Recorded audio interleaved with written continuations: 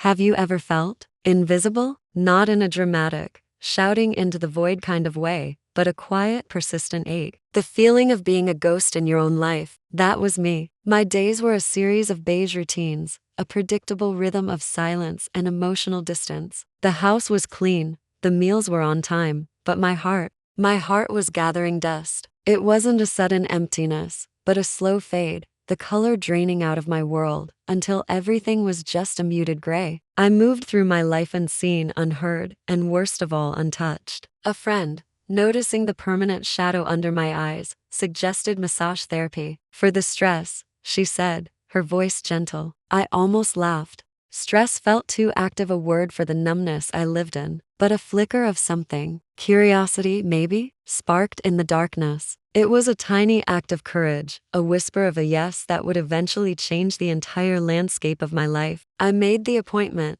my hands trembling slightly as I did. I didn't know it then, but I was taking my first step back towards myself. The studio was an immediate sanctuary. Soft, golden light filtered through a linen curtain, painting stripes on the warm wooden floor. The air was thick with the scent of lavender and something else, something clean and calming, like a forest after rain. There was music, but it wasn't music so much as a gentle hum that seemed to vibrate in the air, settling the frantic energy I didn't even know I was carrying. The therapist, a man with kind eyes and a quiet presence, didn't rush me. He simply offered me a glass of water and a moment to breathe. His stillness was a gift, a silent permission slip to just be. In that space, surrounded by warmth and the promise of quiet care, I felt the first crack in the armor I had built around my heart. The first session was a revelation. His touch was professional, skilled, but it was more than that. It was reverent. As his hands worked on the knots in my shoulders,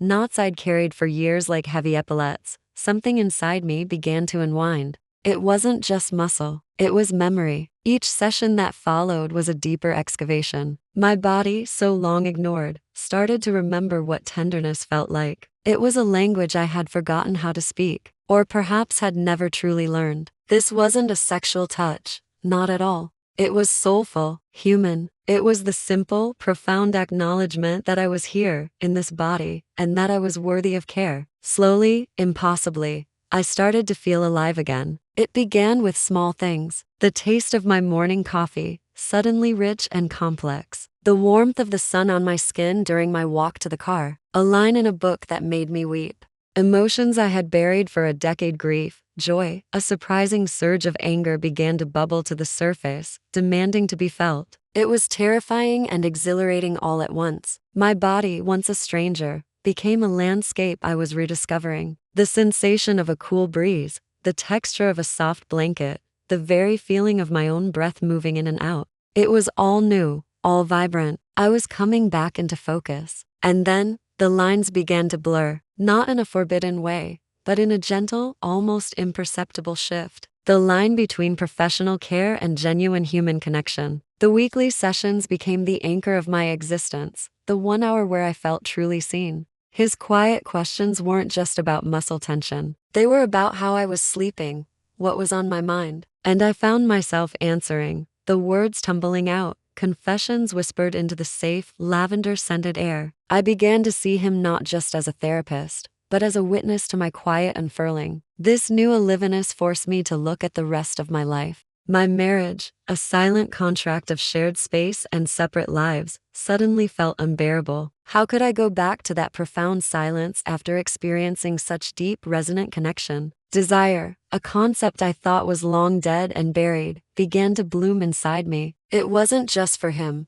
but for life itself. A desire to be touched, yes, but more than that, a desire to be known, to be met, heart to heart. This yearning felt both holy and dangerous, a sacred fire that threatened to burn my old gray life to the ground. The turning point wasn't a dramatic confrontation. It was a quiet moment, standing in my kitchen, staring at the perfectly arranged fruit bowl. I saw it for what it was, a beautiful, empty performance. And in that instant, I knew I could not go back to being numb. I could not unfeel what I now felt. The choice was simple, and yet it was the hardest thing I had ever done. I chose myself. I chose the terrifying, uncertain, unwritten future over the comfortable, soul-crushing certainty of my past. It was a quiet revolution, a gentle but firm stepping away from the life that no longer fit. My new beginning didn't arrive with a thunderclap. It arrived like a slow sunrise. The new love I found wasn't built on grand, cinematic gestures, but on the small, sacred moments. It was found in shared breath in the quiet of the morning, in the way his hand found mine as we walked down the street, in the mutual care that flowed between us, as easy and essential as breathing. It was the love I had been starving for, a love based on presence, on seeing and being seen. I learned that awakening isn't about finding a perfect life, but about having the courage to become whole within the one you have. It's about rediscovering the vibrant, feeling, desiring person you were always meant to be. It's peace, it's presence. It is the quiet, breathtaking courage of finally coming home to yourself. Thank you so much for sharing this time and this story with me. If this resonated with you, I would be so grateful if you like and subscribe for more stories about the heart's quiet journey. Thank you for listening.